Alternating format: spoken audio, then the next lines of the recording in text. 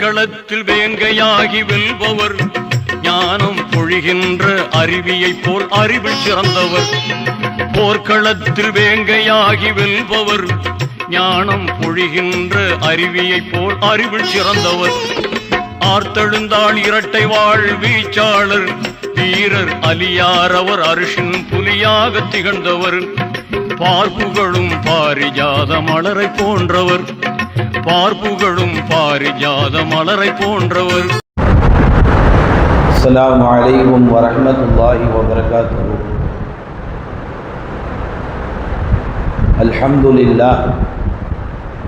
அல்ஹம்துலில்லாஹி ரப்பில் ஆலமீன் வல் ஆகிபத்து லில் முத்தகீன் வஸ்ஸலாத்து வஸ்ஸலாமு அலா ரசூலிஹில் கரீம். அம்மா பஅத். فقد قال الله تبارك وتعالى في كلام القديم والفرقان المجيد بعد أعوذ بالله من الشيطان الرجيم بفضل بسم الله الرحمن الرحيم. قال الله تعالى فأرسل معنا بني إسرائيل ولا تعذبهم صدق الله العليم. وقال نبينا حبيبنا محمد صلى الله عليه وسلم الساقط عن الحق شيطان أحرس أو قال كما عليه الصلاة والسلام. قالوا سبحانك لا علم لنا إلا ما علمتنا إنك أنت العليم الحكيم. رب اشرح لي صدري ويسر لي أمري واحلل عقدة من لساني ويفقهوا قولي. அளவற்ற அருளாளனும் நிகரற்ற அன்புடையனும் ஆகிய எல்லாம் வல்ல அல்லாஹ்வின் பெயரை கொண்டு ஆரம்பம் செய்கிறேன். சர்வ புகழும் புகழ்ச்சியும் ஏக வல்லவனாகிய அல்லாஹ்வுக்கே எல்லாம் உரித்தானது. நபிகள் நாயகம் ஸல்லல்லாஹு அலைஹி வஸல்லம் அவர்களின் மீதும், பரக்கத் பொருந்திய அவர்களின் குடும்பத்தார்கள் மீதும், அன்னாருடைய வாழ்க்கை வழிமுறைகளை முழுமையாக பின்பற்றிய அத்துணை சஹாபாக்களும் மற்றும் அனைத்து நல்லுள்ளங்கள் மீதும் அந்த அல்லாஹ்வின் அன்பும் அருளும் என்றென்றும் வந்து சேரட்டுமாக என்று பிரார்த்தித்தவனாக எனது வார்த்தைகளை துவங்குகிறேன். அல்ஹம்துலில்லாஹ். கண்ணியத்திற்கும் மிகுந்த மரியாதை குறித்தான அல்லாஹ்வின் நல்லடியார்களே, முஹர்ரம் மாதத்தினுடைய பிறை 10 ஆஷுராவுடைய தினத்தில், அதுவும் யௌமுல் ஜும்மா வெள்ளிக்கிழமை என்று நாம் வீற்றிருக்கிறோம். அல்லாஹு தஆலா நம்மவர்களில் யார் யாரெல்லாம் நோன்பு நோற்றார்களோ அவர்களுடைய நோன்பை அல்லாஹ் கபூல் செய்வானாக. இந்த ஆஷுராவை கொண்டு அல்லாஹ் இந்த உம்மத்திற்கு முழு விடியலை தருவானாக. இந்த ஆஷுராவின் பொருட்டால், பரக்கத்தால் இஸ்லாமிய உம்மத்திற்கு வாழும் காலமெல்லாம் செஹத்தையும் சலாமத்தையும் சந்தோஷத்தையும் நிம்மதியும் எல்லா காலமும் எல்லா நேரம் வழங்குவானாக என்ற நல்ல துவாவோடு என் வார்த்தைகளை துவங்குகிறேன். அல்ஹம்துலில்லாஹ். கண்ணியமானவர்களே, இந்த வாரத்திற்கான தலைப்பு கொடுமையை கண்டு எதற்கு பயம், வீரம் கொள் என்ற தலைப்பில் நல்ல சிந்தனைகளோடு நல்ல செய்திகளை, முழு செய்திகளை எடுத்துரைக்க வல்ல ரஹ்மான் எனக்கும் அல்லாஹ் தௌஃபீக் செய்வானாக. அன்பார்ந்தவர்களே, வாழ்க்கை என்பது எல்லா மனிதர்களுக்கும் ஒரே மாதிரியாக அமைவது கிடையாது. அதே நேரத்தில் வாழ்க்கையினுடைய சூழல்கள் என்பது எல்லா நிலைகளிலும் ஒரே மாதிரியாக இருப்பதும் கிடையாது. மனிதர்களுடைய வாழ்க்கை நிலைகளை, மனிதர்களுடைய வாழ்க்கை சூழ்நிலைகளை கவனித்து பார்க்கிற பொழுது சில மனிதனுடைய வாழ்க்கை சூழல்கள் மாறுபடலாம், வேறுபடலாம். அப்படி மனிதர்களுடைய வாழ்க்கையினுடைய அந்த சூழல்களை நாம் மாறுபடுகிற, வேறுபடுகிற அந்த நிலைகளை கவனித்து பார்க்கிற பொழுது முதலில் மனிதனிடமிருந்து என்ன பிறக்கிறது என்பதை நாம் பார்க்க வேண்டும். ஒரு மனிதனிடத்திலே சூழ்நிலைகள் எப்படியெல்லாம் மாறுகிறது. முதலில் இந்த உலகத்தில் அவன் பிறந்தால் என்று சொன்னால் அந்த மனிதனிடமிருந்து அழுகை என்பதை நாம் பார்க்கிறோம். அழுகை பிறக்கிறது. இரண்டாவதாக அவரிடத்திலிருந்து மகிழ்ச்சி, சந்தோஷம் பிறக்கிறது. மூன்றாவதாக அந்த மண்ணிடத்தில் நாம் பார்க்கிற பொழுது ஆச்சரியம் பிறக்கிறது. நான்காவதாக நாம் பார்க்கிற போது அந்த மனிதனிடத்திலே பெரிய கவலை பிறக்கிறது. இப்படி மனிதனுடைய வாழ்க்கை சூழலில் ஒவ்வொன்றாக நாம் பார்க்கிறோம். அழுகையை வெளிப்படுத்துகிறான், சந்தோஷத்தை வெளிப்படுத்துகிறான், மகிழ்ச்சியை வெளிப்படுத்துகிறான், ஆச்சரியத்தை வெளிப்படுத்துகிறான். ஒரு கட்டத்திற்கு மேல் துக்கத்தை தாங்க முடியாவிட்டால் கவலையும் வெளிப்படுத்துகிறான். இப்படி மனிதனுடைய வாழ்க்கை சூழல்கள் மாறுபடுவதை நாம் அறியலாம். அதே நேரத்தில் ஒரு மனிதனிடத்தில் வெளிப்பட வேண்டிய முக்கியமான சூழல் ஒன்று இருக்கிறது. இஸ்லாம் அதை பறைச்சாட்டுகிறது. அல்லாஹ் ரசூல் அதை முன்மொழிகிறார்கள். ஒரு மனிதனிடத்தில் எந்த சூழல் முதலில் வெளிப்பட வேண்டும் என்றால் அது அரபியில சொல்வார்கள் ஷஜா என்பதாக கூறுவார்கள். ஷஜா என்று சொன்னால் வீரம் என்பதாக குறிப்பிடுவார்கள். இந்த வீரம் என்பது ஒவ்வொரு மனிதனிடத்திலே பிறக்க வேண்டும், இருக்க வேண்டும். அது எல்லா காலத்திலும், அது எல்லா நிலைகளிலும் அது செயல்பட வேண்டும். நிறைய பேர் பார்த்தீங்கன்னா குடும்பத்துக்குள்ள வீரமா இருப்பாங்க, 4 செவத்துக்குள்ள வீரமா இருப்பாங்க. ஆனா 4 பேருக்கு மத்தியில ஒரு சுற்றுச்சூழல்ல அல்லது ஒரு சமூகத்துல ஒரு குற்றங்களை தடுத்து நிற்பதுல, அதை எதிர்த்து கேட்பதுல அந்த வீரம் அவங்களுக்கு வெளிப்படாது. யாராவது அடிச்சுட்டா, யாராவது நம்மளை போட்டு கண்ணா பின்னான்னு ஒரு வழி பண்ணிட்டான், சமூகத்தில் அந்த வீரத்தை வெளிப்படுத்துவதில் நம் சமூக மக்கள் பயப்படுகிறார்கள், அச்சப்படுகிறார்கள், உள்ளத்தில் ஒரு விதமான கவலை கொள்கிறார்கள். நம்மை சுற்றி நடக்கக்கூடிய கொடுமைகளை கண்டு எந்த காலத்திலும் பயப்படக்கூடாது. கொடுமையை கண்டு பயம் என்பது எந்த காலத்தில் இருக்கக்கூடாது. வீரம் கொள்ள வேண்டும். எந்த சண்டைக்கும் நாம் என்ன செய்யக்கூடாது? வீண் வம்புக்கு போகக்கூடாது. ஆனால் நம்மை நோக்கி எந்த சண்டை வந்தாலும் நாம் கோழையாக திரும்பி விடக்கூடாது. நம்முடைய வீரத்தை, நம்முடைய ஈமானின் பலத்தை எதிரிக்கு காண்பிப்பதுதான் இஸ்லாமிய பாரம்பரியம் என்பதாக அல்லாஹ் ரசூல் சொல்லுகிறார்கள். அப்படி அல்லாஹ் ரசூல் விரும்பக்கூடிய ஒரு உன்னதமான குணம்தான் ஷஜாஆ. ஒவ்வொரு முஸ்லிமான ஆண் பெண்ணிடத்திலே அந்த வீரம் பிறக்க வேண்டும். ஷரியத்திற்கு ஒரு இன்னல் என்றால், ஷரியத்திற்கு ஒரு விதமான இடையூறுகள் என்றால், மார்க்கத்துக்கு ஒரு விதமான நெருக்கடி என்றால், முஸ்லிம் உம்மா அவ்வப்போது வீரம் கொண்டு தங்கள் வீரத்தை வெளிப்படுத்துவதுதான் ஆக சிறந்த உகந்த ஈமான் என்பதாக அல்லாஹுடைய ரசூல் குறிப்பிடுகிறார்கள். கொடுமைகள் என்று நாம் பார்க்கிற பொழுது அதை 3 வகையாக பிரிக்கலாம். கொடுமையை கண்டு பயம் எதற்கு, வீரம் கொள் என்ற தலைப்பில் நாம் உற்று கவனிக்கிற பொழுது 3 விதமான விஷயங்களை நாம் அதிலிருந்து பிரிக்கப்படலாம். ஒன்று, தன்னிலை கொடுமை, அதாவது தன் வாழ்க்கையில் ஏற்படக்கூடிய கொடுமைகள். நம் நஃப்ஸை எதிர்த்து நாம் போராட வேண்டும். அது பெரிய போராட்டம். நம் உள்ளத்தை எதிர்த்து போராடுற அந்த குணம் இருக்கு பாருங்க, ஆக பெரிய குணம் அது. அல்லாஹ் குர்ஆன்ல பேசுவார், யார் தன் உள்ளத்தை வெற்றி அடைந்து விட்டார்களோ அவர்கள் வெற்றி அடைந்து விட்டார்கள் என்பதை அல்லாஹ் குறிப்பிடுவான். அந்த அடிப்படையிலே தன் நஃப்ஸை எதிர்த்து போராடுவது பெரிய போர் குணம். இந்த உள்ளத்தை எதிர்க்கிற அந்த பண்பு நம்ம இடத்துல வரணும். நம்ம உள்ளதான், நம்மளுடைய நஃப்ஸ், நம்முடைய கல்பு தான். நம்மளை தொழுக வேணாம்னு சொல்லணும், நம்ம தொழுகணும். நம்மளை நன்மை செய்ய வேண்டாம் சொல்லும், நம்ம நன்மை செய்யணும். நம்ம நற்காரியங்களுக்கு போக வேண்டாம் சொல்லும், நம்ம நற்காரியங்கள் தொடர்ந்து செய்யணும். இந்த நஃப்ஸ் இருக்கு பாருங்க, 7 வகைன்றாங்க மார்க்கத்துல. அதுல தீமையை தூண்டக்கூடிய, தீமையை தொடர்ந்து செய்யக்கூடிய இந்த நஃப்ஸை எடுத்து ஒவ்வொரு முஸ்லீமும் போராட வேண்டும். தன்னிலை கொடுமைகள், தன்னிலை ஏற்படக்கூடிய அந்த கொடுமைகளை எதிர்த்து ஒவ்வொரு முஸ்லீமும் முதலில் தனக்கு வீரம் உள்ளவனாக இருக்க வேண்டும். ஒரு தீமையை கூட செய்யாமல் அந்த தீமையை எதிர்த்து நாம் நிற்க பழகிட்டால் அந்த வீரம் என்பது நம் வாழ்வியலாக மாறிவிடும். 2வதாக சொல்லுகிறார்கள், 3 வகையாக பிரிக்கக்கூடிய கொடுமைகளில் 2வது தன் குடும்பத்தில் ஏற்படக்கூடிய அநீதங்கள். ஒரே குடும்பத்தில் அநியாயங்கள் நடக்கும், துன்பம் நடக்கும், அக்கிரமங்கள் நடக்கும். அந்த அநியாயங்களை நம்ம தட்டி கேட்கணும். சமயங்களை பாவா தப்பு செய்வார், மகனார் அதை கண்டுக்காம போயிடக்கூடாது. ஷரியத்திற்கு மாற்றமா இருந்தா கேள்வி கேட்கணும். தாய் சமயங்கள்ல தவறு செய்வாங்க, தீனுக்கு மாற்றமா, நாம் அதை தட்டி கேட்கணும். மனைவி சமயங்கள்ல ஷரியத்துக்கு மாற்றமா நடப்பாங்க, அதை நம்ம தட்டி கேட்கணும். எங்கெல்லாம் அநீதங்கள் நடக்கிறதோ, எங்கெல்லாம் கொடுமைகள் நடக்கிறதோ, அந்த அநீதங்களுக்கும் கொடுமைகளுக்கும் அதை கண்டு பயம் இருக்கக்கூடாது, அதை கண்டு வீரம் தான் நம்ம இடத்துல பிறக்க வேண்டும். தன் நஃப்ஸை எதிர்க்கக்கூடியவன் முஃப்லிஹூன், வெற்றியாளன். தன் குடும்பத்தில் ஏற்படக்கூடிய அநியாயங்களை எதிர்க்கக்கூடியவன் வீரம் கொண்டவன், ஷஜாஆ, வீரம் மிக்கவன். 3வதாக சொல்லி காமிக்கிறார்கள், கொடுமையை கண்டு பயம் இருக்கக்கூடாது.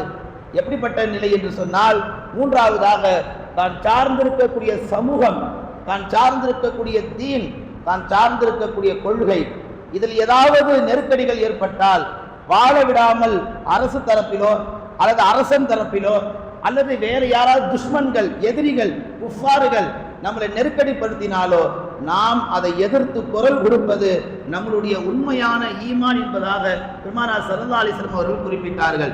அன்பார்ந்தவர்களே, இந்த 3ஐயும் கவனிச்சு பாருங்க. ஒரு மூமின் தன் நஃப்ஸை, தன் உள்ளத்தை எதிர்த்து போராட வேண்டும். ஒரு மூமின் தன் குடும்பத்தில் ஏற்படக்கூடிய அநீதங்களை எதிர்த்து போராட வேண்டும். ஒரு முஃமின் தான் சார்ந்திருக்கக்கூடிய தீன் ஷரியத்தை எதிர்த்து ஏதாவது குறைகள் நெருக்கடிகள் வந்தால் அதை எதிர்த்து போராட வேண்டும். இந்த 3 நிலைகளை ஒரு முஃமின் கடந்து விட்டால், அருமையாக போராடிவிட்டால், அவனுக்கு இஸ்லாமிய மார்க்கத்திலே ஷஜா என்பதாக கூறுகிறார். அப்படி என்று சொன்னால் அவன் வீரமிக்கவன், அவன் வலிமை மிக்கவன், அவன் இஸ்லாத்திற்காக தன் உயிர் தருவதற்கு கூட எக்காலமும் துணிய மாட்டான், அவன் அதற்காக பின்வாங்க மாட்டான் என்பதாக உலமா பெருமக்கள் குறிப்பிட்டு காமிக்கிறார்கள். கொடுமையை கண்டு எதற்கு பயம் என்ற தலைப்பில் நாம் பேசுவதனுடைய உண்மையான பின்னணி என்ன தெரியுமா? ஆஷுராவுடைய பிறை 10 வந்துவிட்டால் இந்த சமூகத்தில் ஒரு விதமான அநியாயங்கள் நடக்கிறன, அக்கிரமங்கள் நடக்கிறன. எப்படிப்பட்ட அநியாயங்கள், எப்படிப்பட்ட அக்கிரமங்கள்? ஆஷுராவுடைய பிறை 10 இமாம் ஹுசைன் ரலியல்லாஹு அவர்கள் கடுமையாக ஷஹீதாக்கப்பட்டார்கள். அவர்கள் தீனுக்காக போகவில்லை, அவர்கள் அரசியல் லாபத்திற்காக போனார்கள் என்றெல்லாம் அவர்கள் மீது சமூக மக்கள் ஒரு விதமான குற்றச்சாட்டுகளை முன்வைக்கக்கூடிய ஒரு நிலைதான் இன்றைக்கு இந்த உம்மத்திலே, குறிப்பாக இஸ்லாமிய மார்க்கத்திலே 2 விதமான பிரிவுகள். ஒன்று சுன்னத் ஜமாத்தை சேர்ந்தவர்கள், இன்னொன்று ஷியா என்ற பிரிவு சொல்வார்கள். நபிகள் நாயகம் ஸல்லல்லாஹு அலைஹி வஸல்லம் அவர்களை நபியாக ஏற்றவர்கள் நபியுடைய உம்மத்தார்கள். நபியுடைய மருமகனார் அலி ரலியல்லாஹு அவர்களை ஏற்றவர்கள் நபி ஏற்றுக்கொள்ள மாட்டார்கள். நாம முஹம்மது நபியா ஏற்றுக்கிட்டோம், ஆனால் அவர்கள் எல்லாம் அலி ரலியல்லாஹு அவர்களை நபியாக ஏற்றவர்கள். அலி ரலியல்லாஹுவை நபியாக ஏற்றவர்கள் இஸ்லாத்துல மூமினே கிடையாது, காஃபிர். ஒரு நபி தான், நமக்கு ஒரு தலைவர் தான், அவர் தான் முஹம்மது. அலி ரலியல்லாஹு பெருமானாருடைய மருமகனார், ஹுசைன் ரலியல்லாஹு அவர்கள் நபிகள் நாயகத்துடைய பேரன், அலி ரலியல்லாஹுடைய 2வது மகன். இந்த அடிப்படை விளக்கம் கூட இஸ்லாமிய மார்க்கத்தில் குறிப்பாக ஷியா முஸ்லிம்கள் என்று சொல்லக்கூடிய அந்த பிரிவினருக்கு மத்தியில் அந்த விளக்கம் தெரியவில்லை. ஆனால் அவர்கள் அதை எப்படி எடுத்துக்கொண்டார்கள்? ஆஷுரா பிறை 10 இமாம் ஹுசைன் கர்பலா என்ற ஒரு மைதானத்திலே கடுமையாக அவர்கள் ஷஹீதாக்கப்பட்டார்கள். அவர்கள் ஷஹீதாக்கப்பட்ட பின்னணி, இந்த வரலாற்றை முழுமையாக படிக்காமல் கர்பலா ஏன் நடந்தது, எதற்காக நடந்தது, கர்பலானுடைய அசல் பின்னணி என்ன, ஒரு அசல் முதல் வரி கூட ஷியா பிரிவை சேர்ந்த ஒரு முசல்மானுக்கு கூட தெரியாது. அவர்கள் தெரிந்ததெல்லாம் ஆஷுரா பிறை 10 வந்துவிட்டால் மாரில் அடித்துக் கொள்ள வேண்டும், நாக்கில கம்பி குத்தி கொள்ள வேண்டும், தன்னைத்தானே வதைத்துக் கொள்ள வேண்டும், நெருப்பை மூட்டி அந்த நெருப்பிலே நடக்க வேண்டும். இப்படி உடலுக்கு ஏற்படக்கூடிய ஒரு விதமான கஷ்ட நெருக்கடிகளை இமாம் ஹுசைனுடைய அந்த மரணத்திற்கு பின்னால் நாங்கள் அவர் மீது பாசத்தை வெளிப்படுத்துகிறோம், தியாகத்தை வெளிப்படுத்துகிறோம் என்று ஒரு தவறான பாதையிலே செல்கிறார்கள். இது இஸ்லாம் வழிகேடு என்று சொல்லுகிறது. எங்கேயாவது இஸ்லாத்தில் 1.25 லட்சம் நபிமார்கள் வந்தாங்க, எத்தனையோ நபிமார்கள் வாழ்ந்தாங்க, எத்தனையோ நபிமார் அல்லாஹ்வுடைய அன்பை பெற்றாங்க. நெருப்பை தூக்கி போட்ட இப்ராஹிம் நபியுடைய உம்மத்து கூட இப்படி அவர்களை தலையில் வச்சு கொண்டாடல. இமாம் ஹுசைன் எதனால் கொல்லப்பட்டார் என்ற வரலாறே தெரியாம அவர் கொல்லப்பட்டது ஒரு பெரிய போர் தியாகம் என்று அதை தவறான ஒரு கண்ணோட்டத்தில் எடுத்து போகக்கூடிய இந்த இஸ்லாமிய உம்மத்து காலங்காலமாக பிறை 10 என்ன செய்யறாங்க, ஒரு மோசமான அனாச்சாரங்களை இந்த உம்மத்தில் அரங்கேற்றுறாங்க. இதுல என்ன ஒரு பெரிய ஒரு வேதனைன்னா, வாலிபர்களும் போய் சேர்ந்துக்கிறாங்க. வாலிபர்கள், யுவதிகள், நேற்று நீங்க பார்க்கலாம் வலைதளங்கள்ல, அது ஏஐ வீடியோவா அல்லது உண்மையான்னு தெரியல, இஸ்லாமிய பெண்கள், வாலிப பெண்கள் புர்கா அணிந்து கொண்டார்கள். மேல ஒரு விதமான துணி, கருப்பு துணி, அந்த துணியில நீங்க பாத்தீங்கன்னா யா ஹுசைன் யா ஹுசைன் என்று இமாம் ஹுசைன் ரலியல்லாஹு அவர்களை யா அல்லாஹ் என்று அழைக்க வேண்டிய இடத்தில் யா ஹுசைன் யா ஹுசைன் என்று மாற்றமாக குஃபுரான வார்த்தைகளை கொண்டு அழைக்கிறார்கள். உண்மையிலேயே ஹுசைன் ரலியல்லாஹு அவர்கள் மீது பாசம் இருந்தால் அவர்கள் வரலாறு படிக்கும் போது கண்ணில் தண்ணி வரணும், அதுதான் ஈமான். அவர்களுக்காண்டி உடம்பை வாட்டிக்கிறது, வதைத்துக்கிறது அல்ல. ஹுசைன் மீது மரியாதை இருந்தால் அந்த வரலாற்றை இந்த உம்மத்திற்கு கடக்க வேண்டும். இஸ்லாமிய மார்க்கத்தில் இன்றைக்கு வாழக்கூடிய இன்றைய தலைமுறைக்கு ஹுசைன் ரலியல்லாஹு வரலாறு தெரியல. அதை ஊரா தெருவா பிரச்சாரம் பண்ணலாம், மேடை போட்டு பயானா செய்யலாம். அந்த வெங்காயம்லாம் செய்ய மாட்டாங்க, அந்த விவரத்தெல்லாம் இந்த உம்மத்துக்கு கொண்டு வந்து சேர்க்க மாட்டாங்க. ஒரு 1000 பேர் ஒன்று சேர்ந்துக்கிட்டு நடு ரோட்டில் காலங்காலமா இஸ்லாம் கண்ணியத்தோடு வாழுது, மரியாதையோடு வாழுது. ஆனா இந்த அறவேக்காடுகள், மண்டையில மூளை இல்லாதவர்கள் என்ன செய்வார்கள், ஹுசைன் மீது பாசத்தை வெளிப்படுத்துகிறோம் என்று சொல்லி நடு ரோட்டில் என்ன செய்வார்கள், மாட்டு சகோதரர்கள் என்னவெல்லாம் செய்வார்களோ அதற்கு ஒரு படி மேல் என்ன செய்வார்கள், இஸ்லாமிய மக்களில் ஒரு பிரிவினர் ஷியா என்று சொல்லக்கூடியவர்கள் ஆஷுராவுடைய பிறை 10 செய்யக்கூடிய அநியாயங்கள் ஏகப்பட்ட அநியாயம். நேற்று ஏதோ ஒரு மாநிலத்துல ஒரு 40 அடி ஒசரத்துல ஜேசிபி வச்சு என்ன பண்ணிக்கிறானுங்க, ஒரு மாருதி காரை ஹைட்ல தூக்கி இருக்கிறானுங்க. நம்ம இஸ்லாமிய பிரிவை சேர்ந்தவர்கள் என்னடான்னு கேட்டா அந்த ஹைட்ல இருந்து அந்த கார் வெடிக்கிற மாதிரி செட் பண்ணி அதுல இருந்து நெருப்பு வரணும். ஆஷுராவோட பிற வந்துட்டாலே இஸ்லாமிய ஒரு பிரிவின மக்களுக்கு நெருப்பை பார்க்கணும், நெருப்பு கங்கோடு விளையாடணும், நெருப்புல குதித்து துள்ளி குதித்து விளையாண்டு அந்த வலிகளை அந்த வேதனைகளை இமாம் ஹுசைனுக்கு சமர்ப்பணம் செய்யணும். இது ஒரு கலாச்சாரமா? இது ஒரு கொள்கையா? இது கிடையவே கிடையாது. அல்லாஹ் குர்ஆன்ல சொல்லுவான், ஃபஅர்சில் மஆனா பனி இஸ்ராயில்.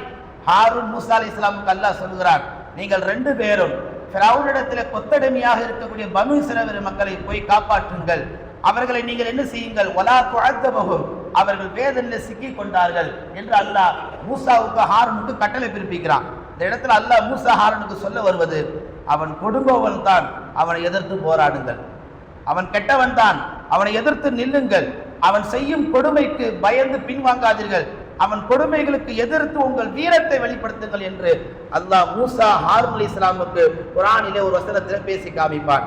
நபிகள் பெருமானார் ஸல்லல்லாஹு அலைஹி வஸல்லம் சொல்வார்கள், அஸ்ஸாபிது அனில் ஹக், உண்மையை கண்டு அமைதியாக இருக்கக்கூடாது.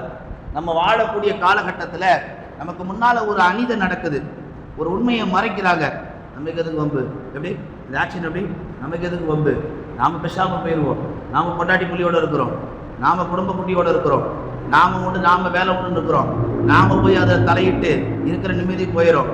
யோசிப்பது தவறல்ல, குடும்பத்தை கவனித்துத்தான் எதிலும் கால் விட வேண்டும். அதற்காக எல்லா காலமும் நம்மை எதிர்த்து நமக்கு முன்னால் நடக்கக்கூடிய அநீதங்களுக்கு நாம் குரல் எழுப்பாவிட்டால், ஹதீஸ்ல பெருமானார் என்ன சொன்னார்கள் தெரியுமா? ஷைத்தானுன் அஹரசுன் என்பதாக குறிப்பிட்டார்கள். யார் உண்மைக்கு எதிராக அநீதங்கள் நடக்கிற பொழுது அமைதி காட்பார்களோ அவர்களை பெருமானார் சொன்னார்கள், நீ ஒரு ஷைத்தான் என்று குறிப்பிட்டார்கள். அவர் ஆலிமா இருந்தாலும் ஷைத்தான் தான், அவர் சாதாரண அவாம் நாசா இருந்தாலும் ஷைத்தான் தான். அஹரசு, நீ ஒரு ஊமை என்று சொன்னார்கள் நபிகள் நாயகம் ஸல்லல்லாஹு அலைஹி வஸல்லம்.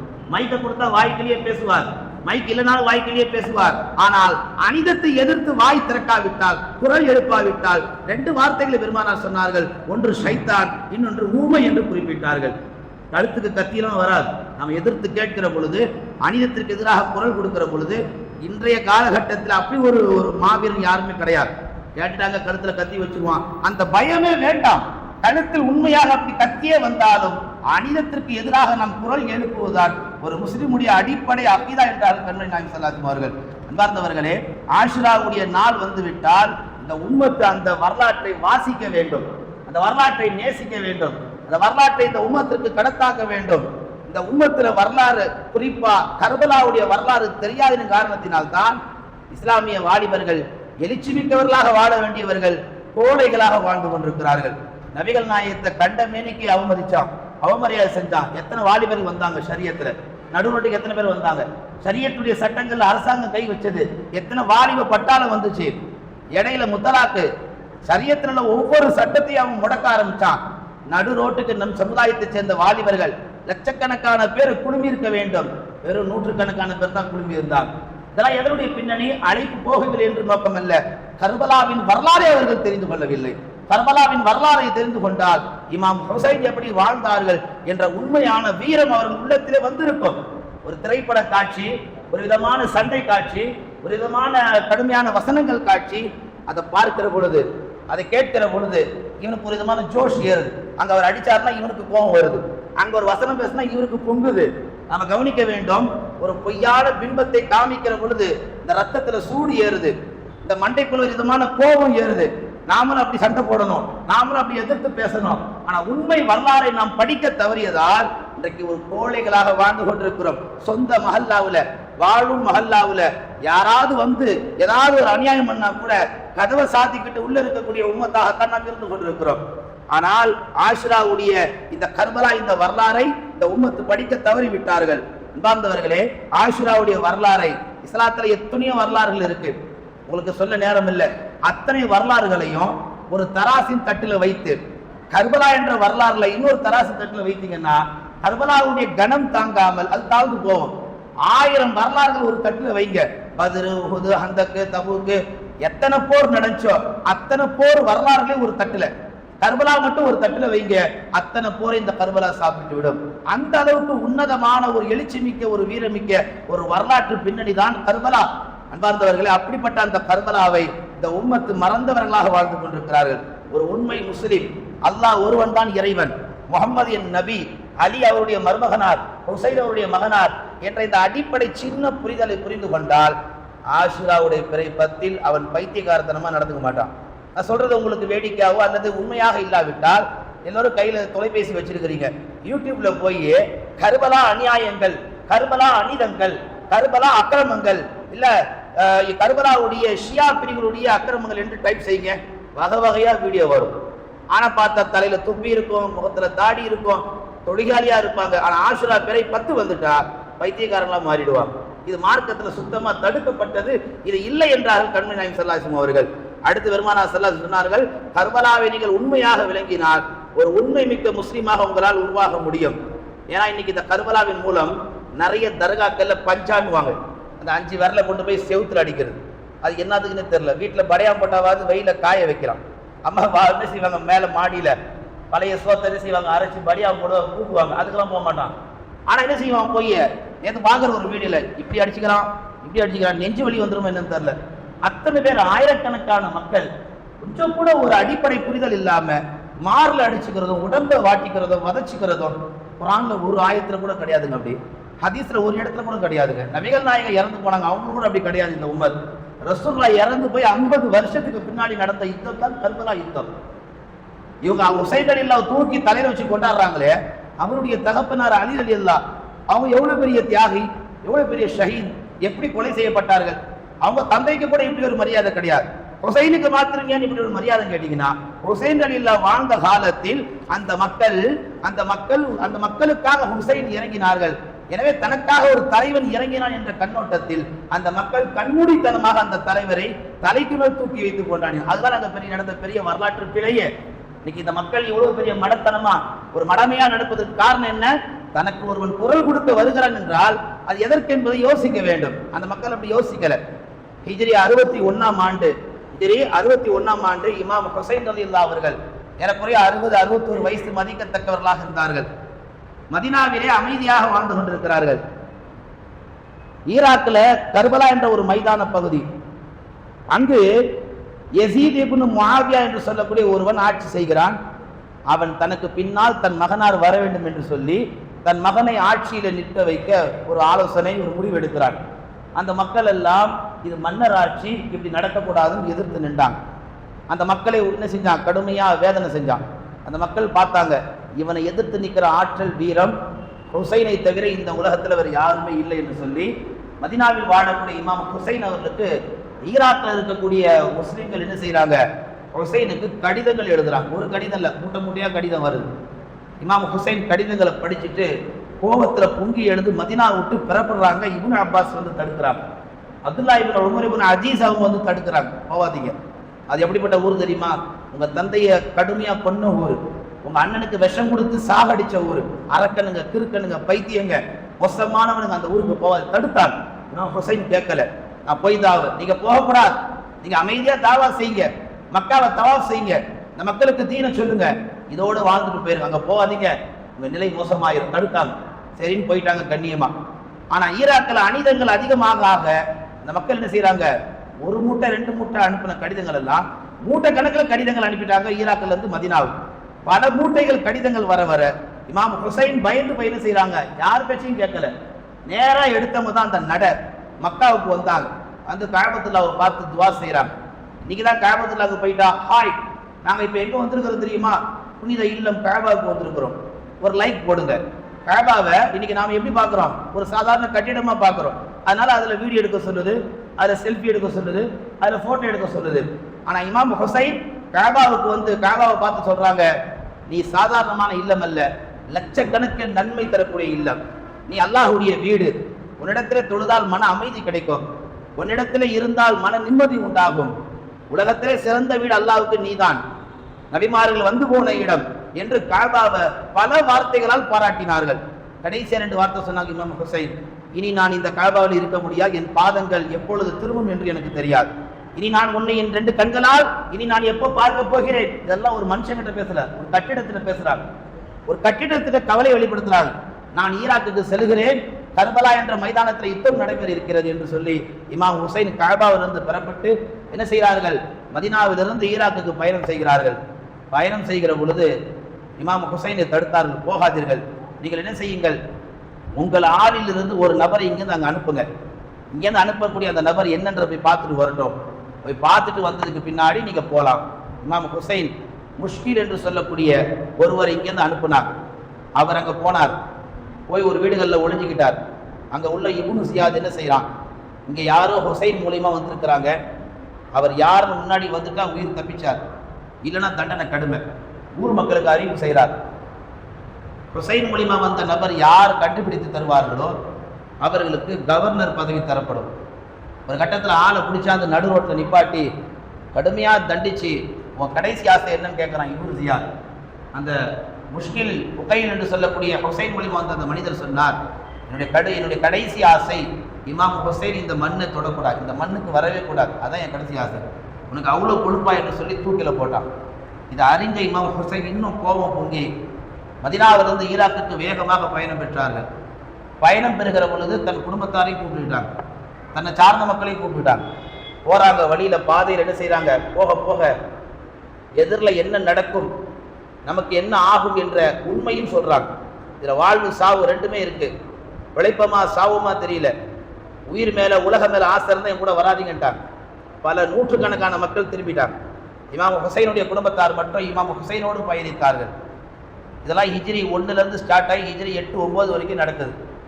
ஹிஜ்ரி 9 ஹுசைன் ரலியல்லாஹுடைய மகனார் என்ன செய்கிறாங்க, அந்த இப்னு ஜியாதுக்கு கடுமையாக போர் செய்யும் பொழுது அவர் கடுமையாக ஷஹீதாக்கப்படுறார்.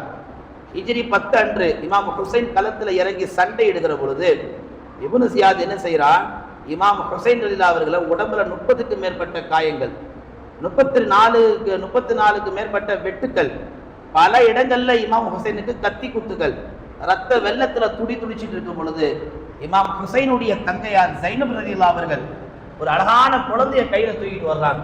அண்ணா, உங்களுக்கு அழகான ஒரு ஆண் சிங்கம் பிறந்திருக்கு, அந்த குழந்தையை வாங்கி அந்த ரத்த வெள்ளத்துல கூட காதுல பார்க்க சொல்லி, ஒரு காதல எக்காமத்து சொல்லி, அந்த குழந்தைக்கு பெயர் சூட்டி அந்த குழந்தையை அன்பு முத்தம் கொடுக்கிற போகும்போது சும்மூர் என்று சொல்லக்கூடிய ஒரு என்ன செய்யலாம், தூரத்துல ஒரு அம்பை குறிவாத்தி எய்ந்தான். அந்த அம்பு அந்த பிஞ்சு குழந்தை கழுத்தில் பாய்ந்தது. குழந்தை அப்பதான் பிறந்திருக்கு. அந்த அம்பு அந்த கழுத்தில் பாய்ந்த அந்த குழந்தையும் அன்றைக்கு ரத்த வெள்ளத்தில் ஷஹீதானது. இமாம் ஹுசைன் சொன்னார்கள், ஒன்று மறியாத, பாவம் தெரியாத, பால் குடி மறக்காத உன்னையும் இவர்கள் கொன்று விட்டார்களே, நீயும் ஷஹீத் என்று சொல்லி தந்தையும் மகனாரும் அன்றைக்கு ஒரே நேரத்தில் ரத்த வெள்ளத்தில் இறந்து போறார்கள். எதற்காக? தீனுக்காக. இந்த வரலாறு ஷியாக்கள் கும்பல் படிச்சதா? இந்த வரலாறு ஷியாக்கள் உள்ள எவனுக்காவது ஒருத்தன் மண்டையில ஆழமா இறக்கியிருக்கா? ஆனா இம்மா நீட்டுக்கு தாடி வச்சிருக்கிறான், ஜுப்பா போட்டிருக்கிறான், தன்னை ஷியா பிரிவுன்றான். எங்கேயாவது அரசாங்க ஒரு நிகழ்ச்சின்னா அவன் தான் முதல்ல ஏறி உட்கார்ந்து இருக்கிறான். எல்லாமே செய்யறான், எல்லா விவரமும் தெரியுது, ஆனா இந்த வரலாறு மட்டும் தெரியல. அதனால இன்னைக்கு என்ன ஆயிடுச்சு, ஆஷுரா பிறை 10 வந்தாலே ஒரு மோசமான அனாச்சாரம் இந்த உம்மத்தில் அரங்கேறி இருக்கு. இமாம் ஹுசைன் என்ன செய்யறான், இப்னு ஜியாத் எல்லா மக்களையும் ஒன்று கூட்டி இவருடைய தலையை யார் வெட்டுறீங்க அப்படின்னு கேட்டான். எல்லாரும் பயந்து பின்னாடி ஓடிட்டாங்க. இப்னு ஜியாத் அவருடைய தந்தை முஆவியா சொன்னார், நீ ரொம்ப அநியாயம் பண்ற, இதுக்கு மேல பண்ணா நான் இங்க இருக்க மாட்டேன், நான் போறேன். கூட்டத்தில் ஒருத்தனை கூட்டு மிரட்டி இவர் தலையை எடுடா அப்படின்னா அவன் பயந்து போய் என்ன செஞ்சிட்டான், இமாம் ஹுசைனுடைய தலையை ஒரே வெட்டில சீவிட்டான். ஷரியத்துல, இஸ்லாத்துல அல்லாஹ்வுக்காக தன் உயிரை தந்தவர்கள் பல பேர் இருப்பாங்க, ஆனா அல்லாஹ்வுக்காக தன் தலையும் கொடுத்தவர்கள் இமாம் ஹுசைன் ரலியல்லாஹு அவர்கள். உடம்போடு தலை தனியாக வந்தது. ஒரு வெட்டில தலை உருண்டுகிட்டு வெளியே வந்துச்சு. என்ன செஞ்சான் தெரியுமா, கையில ஒரு லட்டியை வச்சுக்கின்னு இமாம் ஹுசைனுடைய உதட்டுல தட்டுறான். என்னது, இமாம் ஹுசைன் உதட்டுல தட்டுறான். இப்னு ஜியாதுடைய தந்தை சொல்றார், நீ ரொம்ப கொடுமை பண்ற, அந்த உதடு எப்படிப்பட்ட உதடு தெரியுமா, பெருமானார் முத்தமிட்ட உதடு. அந்த உதட்டில் நீ இந்த மாதிரி செய்யற அநியாயம் என்னால் பொறுக்க முடியாது. ஒரு கட்டத்துல இமாம் ஹுசைன் தலையை தனியா சீவி அவர்களுக்கு எவ்வளவு அநீதங்கள் செய்ய முடியுமோ, இறந்து போன பிறகு அந்த பிரேதத்துக்கு எவ்வளவு அநீதம் செய்ய முடியுமோ அவ்வளவு அநீதம் செய்தான் யஸீத் இப்னு ஜியாத். ஆனா அவங்க ஒரு கட்டத்துல குஷ்ட நோய் வந்து 2-3 வருஷமா பராமரிப்பு இல்லாம அனாதை பிணமாக கழுகுகள் அவனை தின்று தூக்கிட்டு போற நிலைமைக்கு அல்ல அவனை ஆளாக்கிட்டான். அது வேற. இந்த இடத்தை நாம் கவனிக்க வேண்டியது, கொடுமையை கண்டு பயம் எதற்கு, அச்சம் வீரம் கொள். இமாம் ஹுசைன் மதீனாவிலிருந்து பெறப்பட்டது அரசியல் லாபத்திற்காக அல்ல. சில கூமுட்டைங்க இன்னைக்கு சொல்லுது, சில அதி மேதாவிகள், அறிவு ஜீவிகள், சில எதிர்மறை சிந்தனை கொண்டவர்கள் இமாம் ஹுசைன் மதீனாவிலிருந்து ஈராக்குக்கு போனது அரசியல் லாபத்திற்காக, தலைவர் பதவிக்காக, அரசியல் சூழலுக்காக போனார்கள் என்று சொல்லி இன்றைக்கு அவர்கள் மீது அவதூறு சொல்வது மாத்திரமல்லாமல் அவர்கள் தீனுக்காக தந்த உயிரையும் தன் தலையும் துச்சமாக கருதி இன்றைக்கு இந்த உம்மத்து அவர்களை அவமதித்துக் கொண்டிருக்கிறது. அன்பார்ந்தவர்களே, இமாம் ஹுசைனை கண்ணியப்படுத்தக்கூடிய முறை என்ன தெரியுமா? ஒரு யாசின் ஓதுங்கள், அவர்கள் பேர துவா செய்யுங்க. அதுதான் நமக்கு அவர் செய்யக்கூடிய அழகிய மரியாதை. அதை விட்டுட்டு அநியாயம் அக்கிரமம் தொடர்ந்து நாம் செய்தால் நாம கவனிக்கணும். இது போல ஆட்கள்கிட்ட நாம இது போல வரலாறு சொல்லாம நமக்கு என்னென்று வாய் மூடி சென்றால் அல்லாஹுடைய கோபம் இறங்குகிற பொழுது எல்லோரும் சேர்ந்து அழிவும் என்றார்கள் கண்மணி நாயகம் ஸல்லல்லாஹு அலைஹி அவர்கள். அதனால்தான் பெருமானார் சொன்னார்கள், அஸ்ஸாகிது அனில் ஹக், உண்மையை கண்டு யார் அமைதியாக இருப்பானோ அஷைத்தானு அஹரசு, அவன் ஷைத்தானும் அவன் பெரிய ஊமை என்றார்கள் கண்மணி நாயகம் ஸல்லல்லாஹு அலைஹி அவர்கள். எல்லாம் வல்ல அல்லாஹ் தஆலா நாம் வாழக்கூடிய இந்த சொற்பகால உலகத்தில் நம்மை எதிர்த்து நம் வாழக்கூடிய சுற்றுச்சூழலில் ஏதாவது அநியாயங்கள் அக்கிரமம் நடந்தால் அது தனியாக தட்டி கேட்க முடிந்தால் கேட்போம், இல்லாவிட்டால் ஜமாத்தாக சேர்ந்து கேட்போம். அநியாயத்தை கண்டு வாய் மூடி நாம் அமைதியாக சென்றால் அல்லாஹ்வுடைய வேதனைக்கு ஆளாகும் என்ற ஒரு அபாய எச்சரிக்கை அல்லாஹும் ரசூலும் இதன் வழியாக நமக்கு எச்சரிக்கிறார்கள். எல்லாம் வல்ல அல்லாஹ் தஆலா அநீதிகளை கண்டு என்றைக்கும் பயப்படாமல் எல்லா காலமும் உயிர் பிரிகிற வரைக்கும் இமாம் ஹுசைன் எந்த வீரத்தோடு வாழ்ந்தார்களோ அதே வீரத்தோடு நாமும் வாழும் என்ற துவாக்களை அல்லாஹ்விடத்தில் முன்வைப்போம். அல்லாஹ் அப்படிப்பட்ட ஹுசைன்களாக அல்லாஹ் நம்மை உருவாக்குவானாக. எதை பேசினோமோ எதை கேட்டோமோ அதன்படி அமல் செய்யக்கூடிய நர் தௌஃபீகை வல்ல ரஹ்மான் நம் எல்லோருக்கும் வழங்குவானாக. ஆமீன். வ ஆகிரு தஅவானா அனில் ஹம்துலில்லாஹி ரப்பில் ஆலமீன்.